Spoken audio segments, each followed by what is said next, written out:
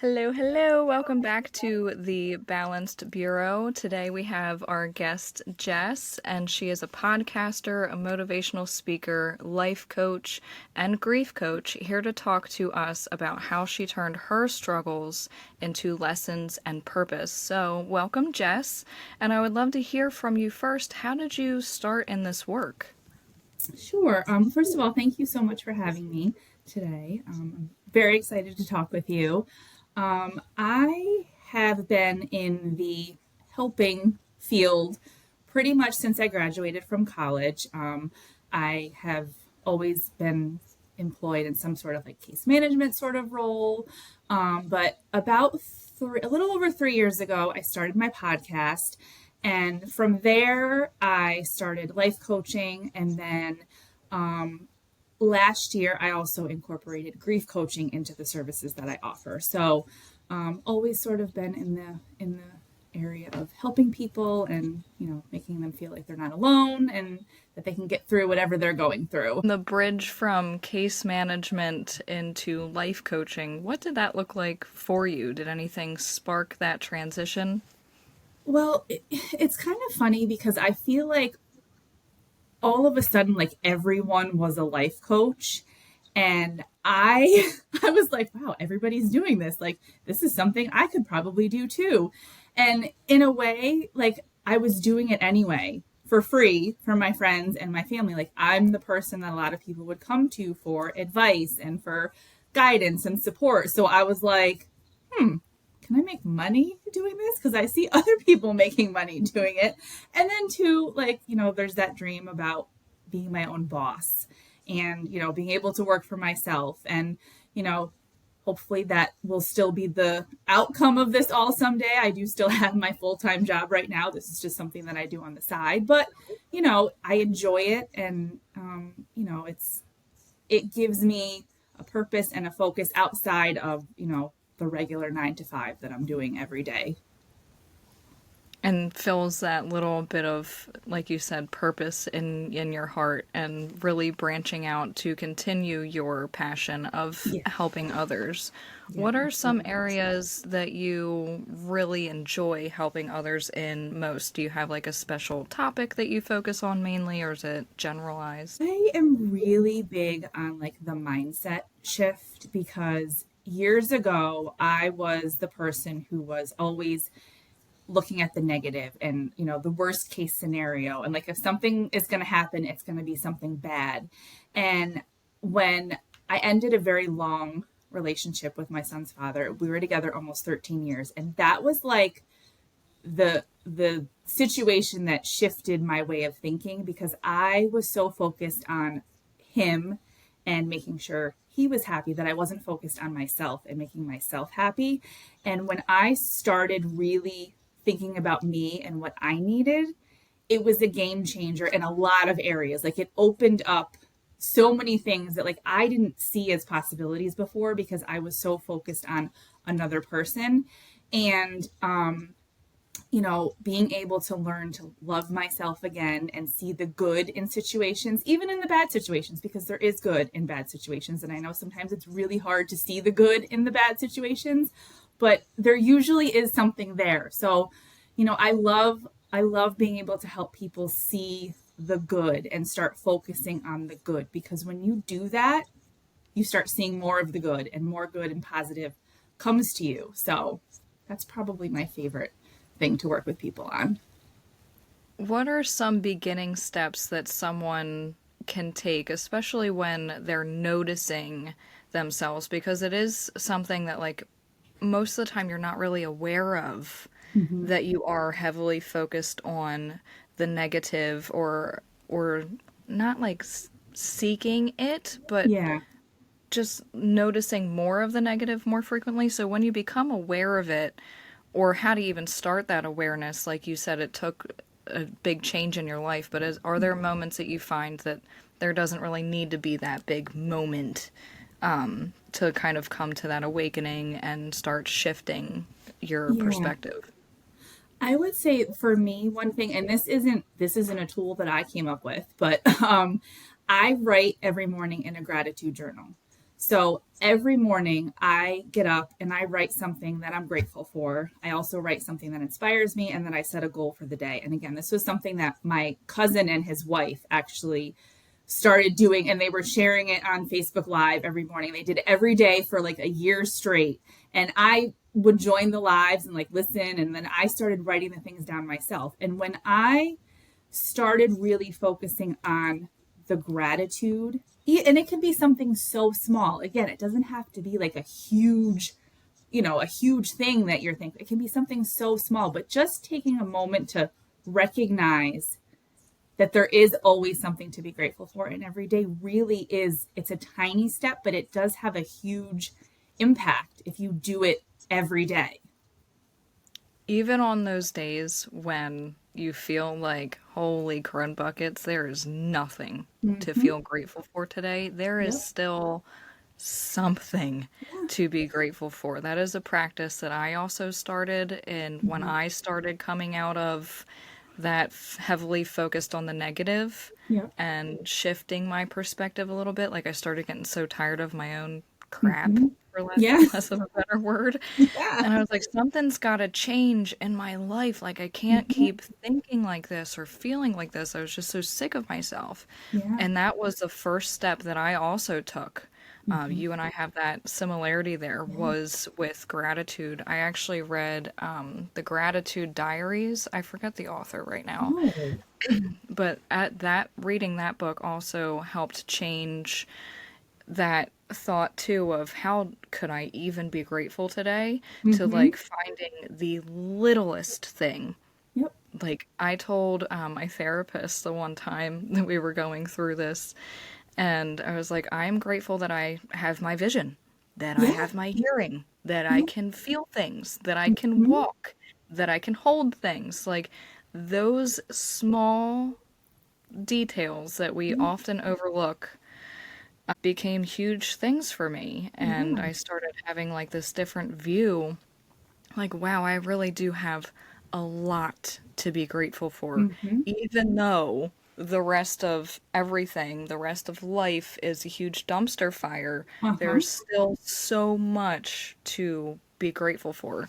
So Yeah. taking that little tidbit and applying it to your day, if it's not in the morning, then before you go to sleep, Mm-hmm.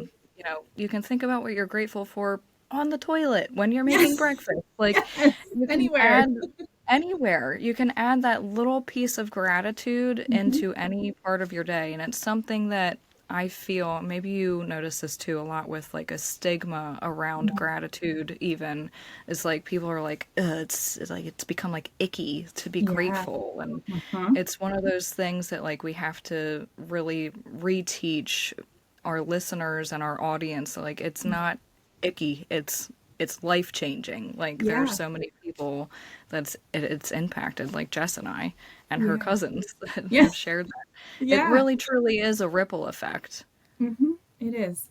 Hearing you say that made me think about like people who talk about like toxic positivity, like toxic gratitude, but like it really like I really am grateful for the little things, the big things, the in between things, the good, the bad, like all of it. I'm not just saying it. It's not an act. I really am grateful for those things. And when you can make that shift, it really does make a huge difference. And it's not going to happen overnight because, again, so many people think that when you decide to make a change, it's instantaneous and like all of a sudden you're like, oh my gosh, I'm such a grateful person. No, it doesn't happen that fast. You have to stick to the practice and do it regularly in order for it to have an impact. Absolutely. It's not a magic pill.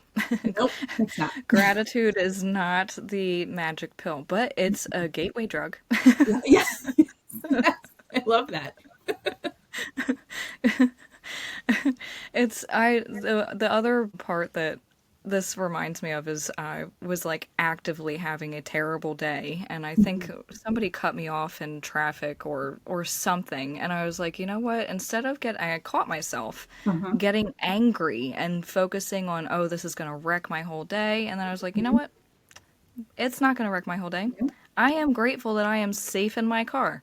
I'm Yes. listening to music. So, like, Yes. even in those moments of you're noticing Hmm. either something really crappy is happening or your thoughts are starting to get a little wonky, you Uh-huh. can say, "Hey self, pause. Let's flip the script and find something to be grateful for." So, I Mhm. love that you brought that up. It's one of my favorite topics that I've avoided because I don't want to look like the toxic gratitude person. But here we are. Yes, here we are. I was going to try to say something, but it didn't sound right about like being toxic and grateful at the same time, but it didn't flow the way I wanted it to. We will come back to that. We will have to coin that Yeah. toxically grateful or Yeah, something. something. Yes. Yeah. Yeah. We'll put a pin in that. We'll come back to that later. Yes. We're gonna write that down for later. Yes, yes, we are. I love this. So, and not only is there like this stigma around gratitude or, that toxic positivity that a lot of life coaches have had to reteach to Mhm. their audience and their clients, but what other stigmas have you found through your work that you have to rewrite and reteach? So I would say probably the biggest one for me right now is related to grief.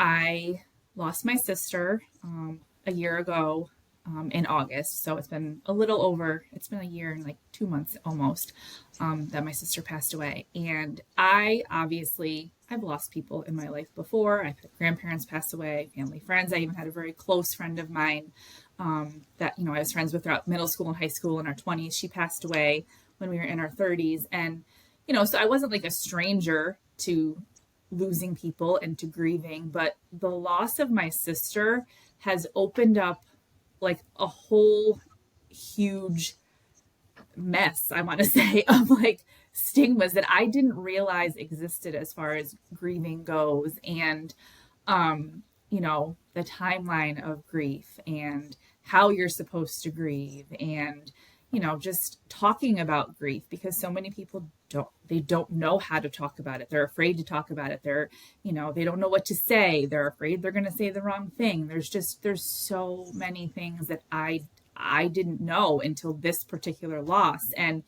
it's made me aware of like my own grieving process, but then like in how I approach others who are grieving too, because, things that maybe I would have said before to someone who lost someone, I wouldn't say now because I know if someone said that to me, I would be like, maybe you shouldn't have said that. So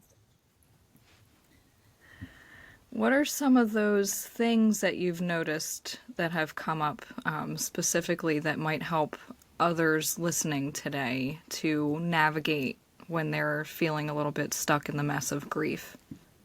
I think one thing for sure is the timeline. We I think have been taught for however long that, after we lose somebody that we're supposed to like get over it and that the grief goes away and we're supposed to just go back to life as it was before the loss. And there is no life as it was before because your life is completely changed after you lose someone, especially when it's someone who you have such a significant relationship with. It changes your life in ways that you never knew it was going to change. And even just the way that we deal with grief, like, you know I might deal with it one way. That doesn't make it right. It doesn't make it wrong. You might deal with it another way. Doesn't make it right. It doesn't make it wrong. So those are two really big things. And then the other thing too is just being able to experience joy and happiness while grieving. Because I think people sometimes think you can't be happy and sad at the same time. You can't feel two things at once, and you can, and it's okay if you do. And I can remember not long after my sister passed away, there was like a whole day went by where I didn't cry.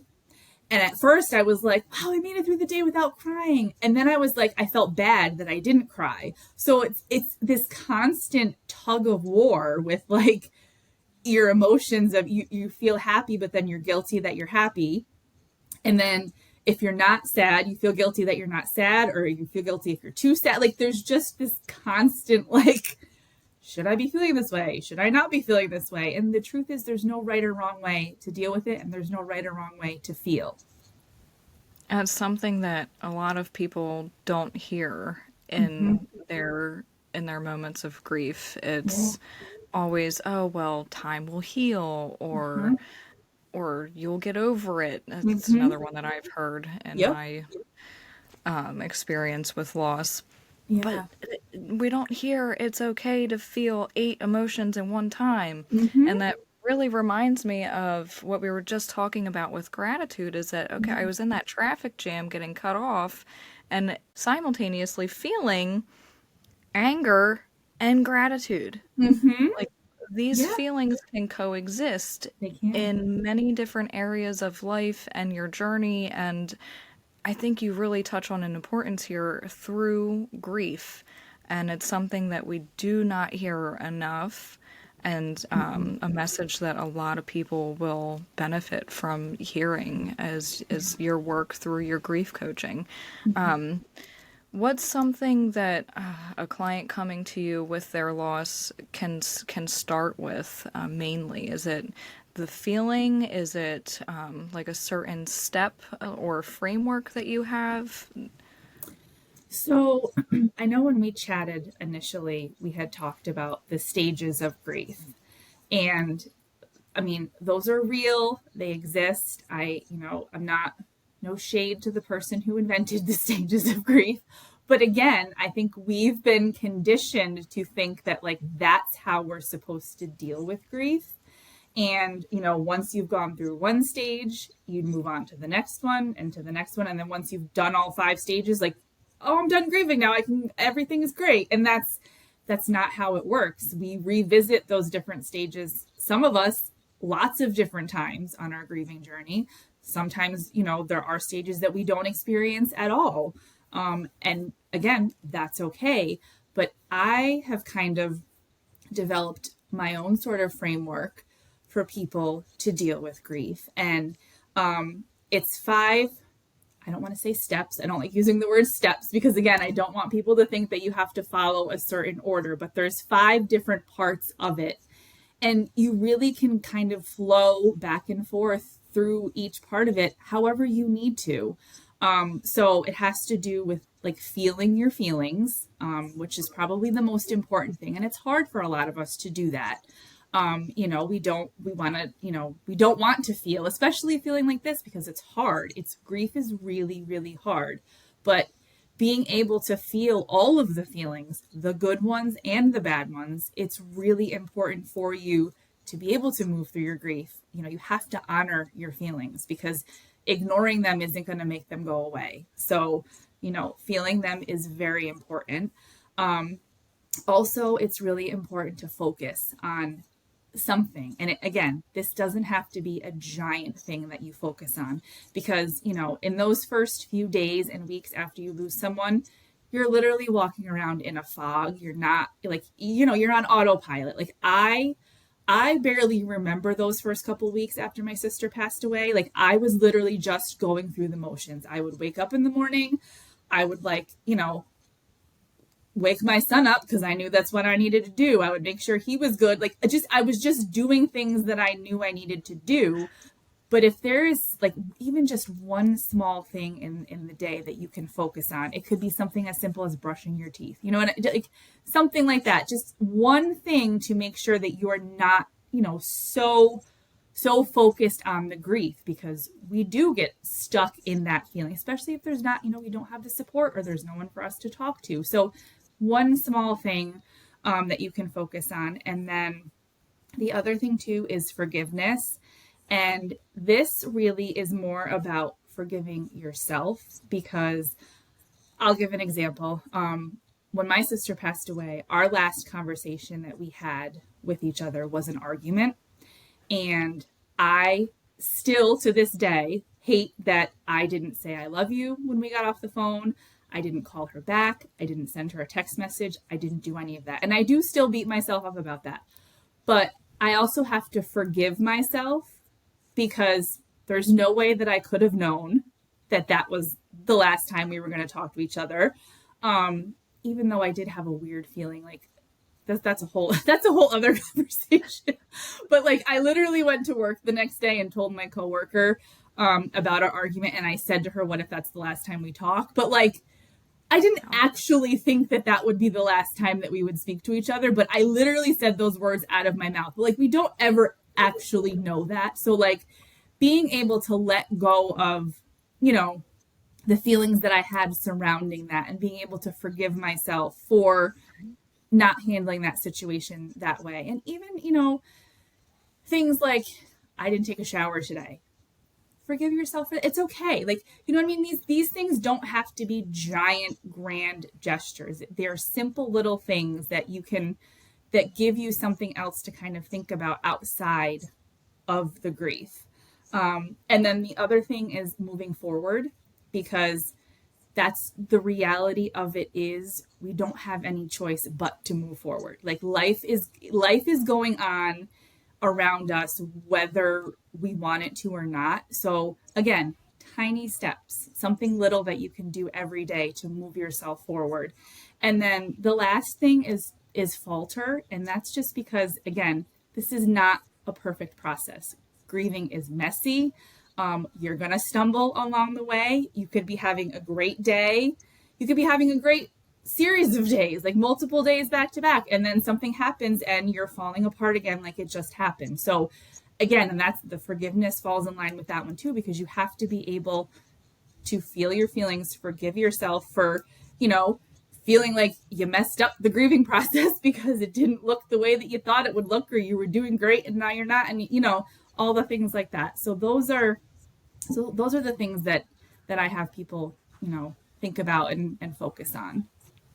And really rely on too when they're feeling. One example that when you were talking, I was thinking of walking myself through some of the past griefs that I've felt, was one thing, and this is very bizarre. I don't know if you've heard this from any of your clients, but after my miscarriage, it was in February, and in Pennsylvania, the way the seasons change is so vibrant with color and the sun, and I call it the February sun. And it was me laying in bed, and all I could see after my miscarriage was this orange yellow coming through my window. And now every freaking February, I'm like, I hate February sun because it connects me right back to that feeling and those feelings. And what you said really stood out to me as that forgiveness bit of, okay, maybe I can forgive myself for being so damn angry at a sunset. Yeah. Yeah. Because for so long, I'm like, I'm angry at this sunset. I don't want February sun. Yeah. And another thing that it really connected me to, and I wanted to share this with you too, is leaving an abusive relationship and the time frame of leaving, right, was like this summer, and there was a certain smell in the air. And now every time that I smell that, I'm like, am I okay? Yeah. Like, am I safe? So it's one of those, and that's been 15 years. And I still sometimes can smell that, and I'm like, whoa, but I'm okay. So it's not just that grieving process, no shade. Right.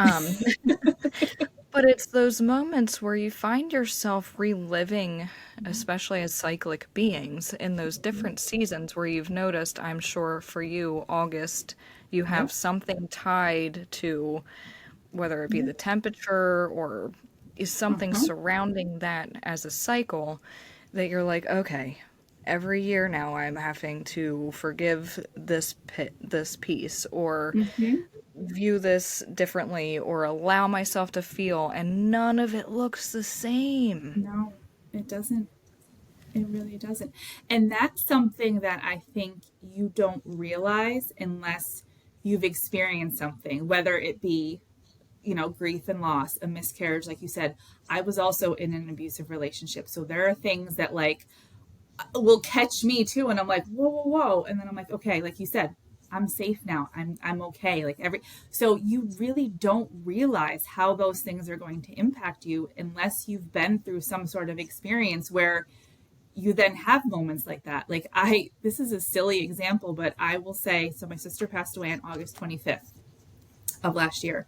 And I had gone grocery shopping one day and I was making, I think, like English muffin pizzas for dinner one night. And I took the pack of cheese out of the refrigerator and the best by date was August 25th. And I like started bawling and I'm like, who knew that I would be crying over the best by date on a pack of shredded cheese? Like, you know what I mean? It's really the most random things that take you back to a place, and it's so unexpected. But again, being able to forgive yourself in that moment, because like, I'm crying over a package of cheese. Well, it's okay that you're crying over a package of cheese because it's silly, but it reminded you of something that was painful for you. So like, I had a moment, I cried, and then I was like laughing about it because I'm like, here I am crying over cheese. Like, you know? Yes, and again, that's that simultaneous Uh-huh. feeling two things at once.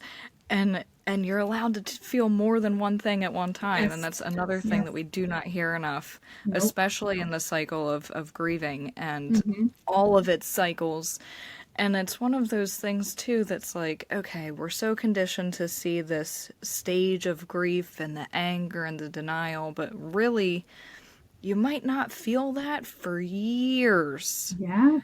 You might see an expiration date 10 years from now and feel Mm-hmm. anger when Yep. before you felt sadness. So there's this mixture of, okay, when is it going to come?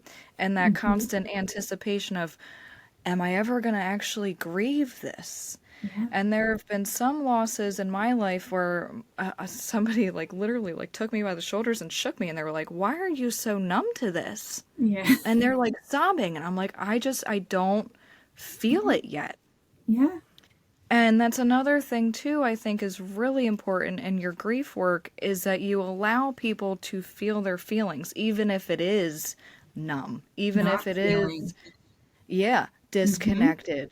And Yeah. just you really highlight, and I love this, Jess, you highlight just being yourself. Yeah. And I feel like that is just something so important for the entire world and anything that you do, all those ways that you help. It's just Yeah. allowing someone to be themselves, Mm-hmm. regardless of what that may look like.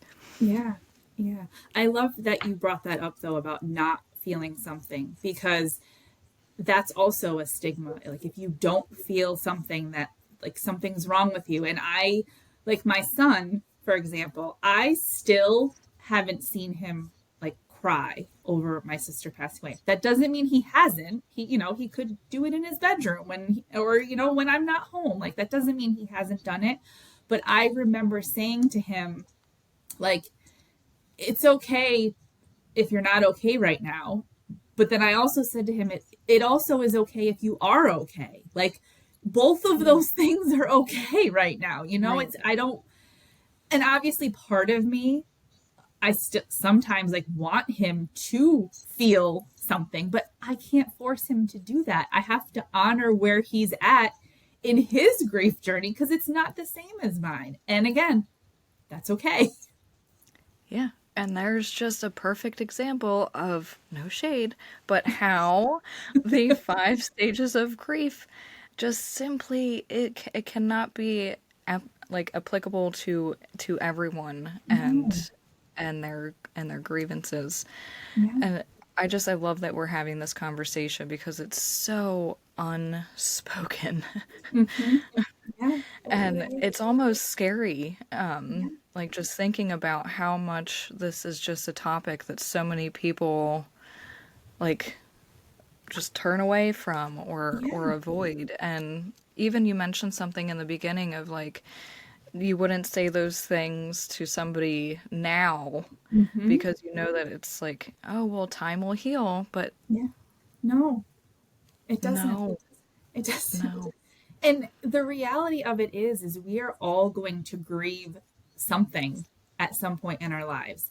And not just the death of someone. There are lots of things that we grieve, and we need to talk about them because people need to learn, not learn how to grieve, because again, there's no right or wrong way to do it, but like to just learn that it's normal to feel all these different things, and it's normal for it to not look the same for everybody. Because, you know, just as an example, like my sister passing away, all of the people in my family, we all experienced a loss, but it's different for all of us. And you know, we don't talk about it, and when we do talk about it, we're shamed for talking about it, or it's like, oh well, you're doing it wrong, and then like we don't talk about it, so we're stuffing everything down inside and we're not dealing with it, and it's just a big mess. It really is. And you know, we have to be able to talk about the feelings related to grief, whether it be the death of someone, a relationship, a job, the future that you thought you were going to have but you don't now. Like there's all sorts of things that we grieve, to where like we need to know that it's okay to do it how we need to do it. Right. And it can, and the grief and the loss. I did this recently in a class. I believe it was my trauma class. And it was talking about how grief can be the loss of anything. Uh-huh. Like the loss Yeah. of your favorite pen, the Yeah. loss of a book, the Yeah. loss of your childhood stuffed animal. Mm-hmm. You can grieve all of those things. And that's why those cliche, time will heal, Mm-hmm. the right or wrong, oh, you're not angry about this, what's wrong with you, the grief shaming, Mm-hmm.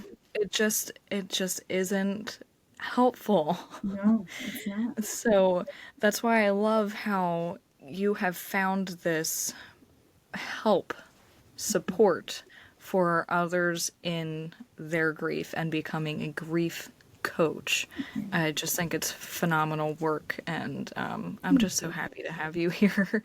I feel Thank like every you. time we're getting into more and more conversation and talking with you a few times now, it's just, I feel so many light bulbs always going off of, oh, well, that's why that makes sense now, or yes, I agree with you, and that's, I've never heard anyone else say that before.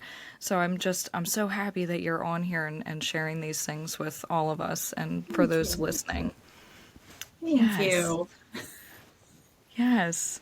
The other thing that really stood out as you were going through your framework, your ideology is, what else do you see, like, where else do you see this taking you? Um, you know, it's funny because I am terrified of public speaking, but lately I've been like, I really want to do a TED Talk. And like I don't even know how you go about doing something like that, but like I feel like I would love to do one about grief because people need to hear these things. Um so I don't know, maybe there someday, I don't know.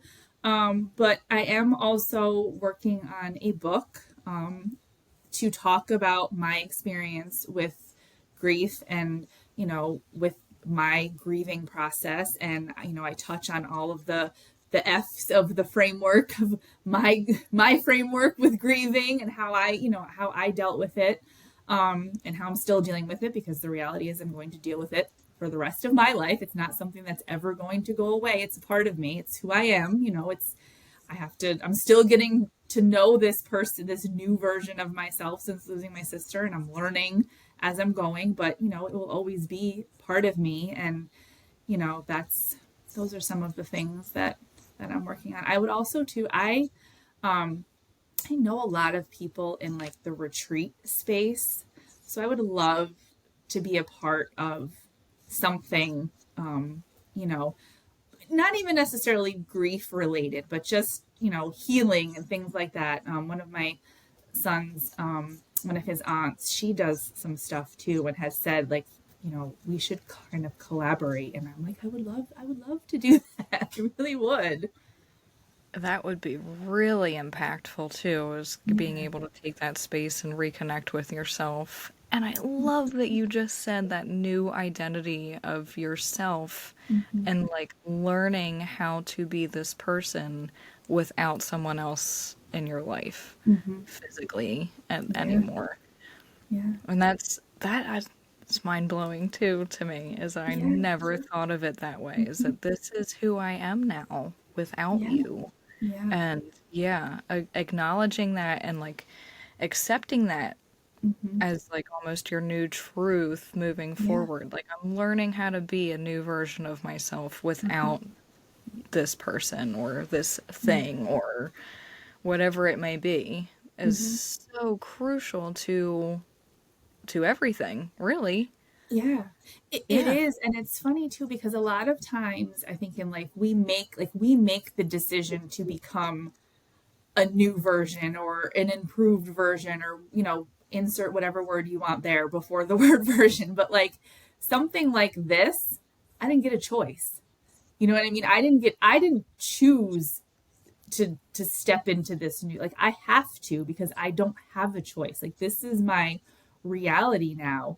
And it's hard some days because she was my only sibling. So it's like I don't have another sibling that I can go to when, I want to complain about our parents or, you know, um she was the go-to person for that. Nobody in my life understands that like she did. So like it's this, the reality of like you said, who am I without this person? And there are obviously still parts of me that are the same, but I show up in the world differently now because I don't have my sibling anymore.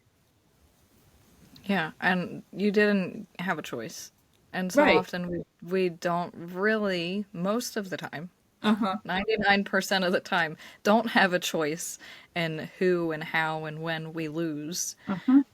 But we do have that choice to decide, okay, I am going to decide today that I am becoming the version right now. Mm-hmm. And that is that huge key to acceptance and moving forward, like you said, that forward Yeah. motion, because life is still going. It is. It is. And I before my sister passed away, I never would have imagined that I would be so passionate about talking about grief and about wanting to help other people who are grieving. So again, I go back to this tug of war a lot because obviously more than anything, I want my sister back, but that's not possible. So in a way, she has given me a new purpose in life because now here I couldn't do this work like I'm doing it if I hadn't lost her.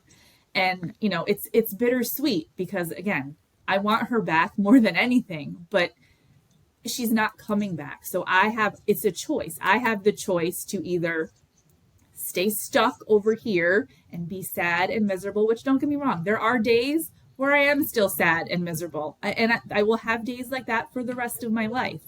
But Absolutely. I also get to choose to use the pain that I have experienced and give it a purpose and give it something positive instead of it being a negative thing. Yep. Yep. It's so beautiful. It's just so beautiful. And sometimes we don't realize what purpose we are about to walk into at Uh-huh. any given moment in our life. Yeah. And I think that's why life coaching is such a beautiful profession in a Yeah. way, is because it's so unique to every Hmm. individual. And I'm really looking forward to hearing more about when your book is going to be coming out, and just really being able to read your perspective and Hmm. how it all impacted you, and I just think it's going to be a beautiful message to the world. So I'm Thank you. excited for it. Yes. I'm excited too. I can't wait for it to come out into the world and everyone to read it. And, hopefully, honestly, if it helps one person, then I did my job. That's all I want. Yeah, exactly. Because that one, and that's so overlooked too, so Yeah. often is just one person, it equates to a million, Yeah. right? It really does. It's just that one start, it will ripple out Hmm. to to the world, just like your cousin being one Yeah. person. Well, essentially it was two, Yep. but one entity, let's just Yep. say, talking about gratitude, talking about starting your day off on a better foot, and look at how much it has rippled out into the world just from one person sharing something that is helping them. Mhm. So, Yeah, yeah, I think absolutely. you're on a really awesome mission there, girlfriend, whether you chose it or not. Well, thank you. I'm blessed to be on this mission. Again, it sucks that my sister's not here, but in a way, like, I'm keeping her alive by talking about her and by doing this work that I'm doing and, helping others who are grieving because, that support is just so, so needed. So needed, and we will continue breaking those stigmas because we get to. Yeah, absolutely. Where can our listeners from today connect with you further and maybe stay in touch a little bit more? So my website is www.unapologeticlifecoachingllc.com. And then my Instagram is at unapologetically_overcoming. And I post, the podcast stuff on there too, but I also do, my inspirational posts throughout the week for just normal stuff, but then grieving as well. So that's a good place to connect with me. You can follow me over there, send me a DM. I'd love to chat with anybody who wants to talk. Yes, and two, would it be okay to share your grief support group at all with the listeners? Yes, absolutely. So I do a virtual support group for sibling loss. We meet every other Tuesday evening on Zoom. It is a beautiful space of just sharing and venting if that's what we need to do. Crying is okay as well because that's, again, it's the reality of grief. But it sucks that there are so many people who understand that pain, but there is also comfort in knowing that other people get it. And I would love to eventually, something I'm working on is starting like an in-person group here in my area so that people who are nearby, we could, meet and get together and support one another that way too, because, it really is beautiful when we're all together and, healing happens in community. So being able to share experiences and just know that you're not crazy for thinking something that you're thinking about this particular situation really is comforting and validating too, to know like, oh wait, someone else feels that way too. Yeah, more often than not, you may feel like you're the only one that feels a Uh-huh. certain way, Yes. but really you're not. And we Yeah. talked about that the other day. Uh-huh. We're Yep. just walking out. We didn't buy anything, but I swear I didn't steal nothing. We were just talking about that. Yes, You are we not were. alone in your feelings. No. Nope. No matter how alone you might feel, you are not alone in your feelings.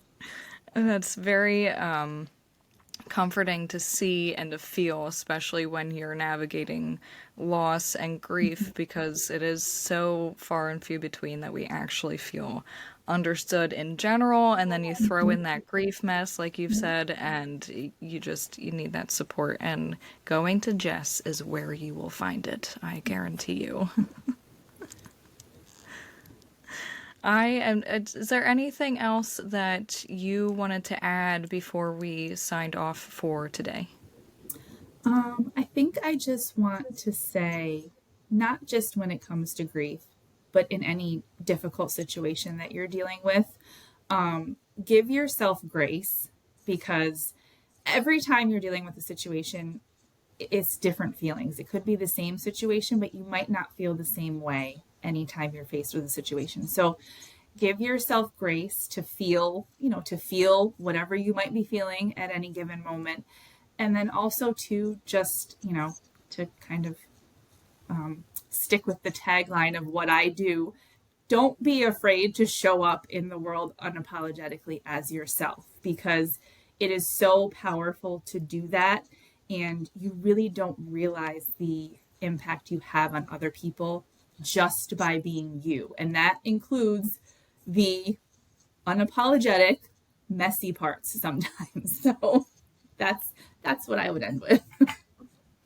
Yes, and one that is one of my favorite parts about being able to have met you and just really feel that energy from you is that you truly do accept people however they need to show up for the day because our conversations have proven that. I was loopy, sleepy, and you're still like, hey, that's just fine. Let's Yeah. just keep going with the day. So Yeah.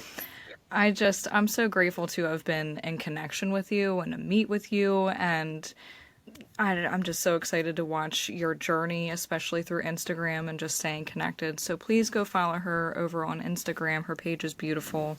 Reach out to her in her DMs if you need any further support. I mean, even if you're just feeling like, hey, should I show up today? I'm feeling kind of weird. Message Jess because she Yes, will give you a pep talk. I sure will. I absolutely will. It's just so great to have her around. So I really hope that maybe one day you'll come back on the pod with a book announcement and we can Stay share more tuned. about that. Yes, and that journey too as well. So thank you so much for sharing your time with us here. And I'm looking forward to chatting with you again soon. Yes, thank you so much. It was such a pleasure being here with you. Yes, so excited to have shared everything today. Thank you again, Jess.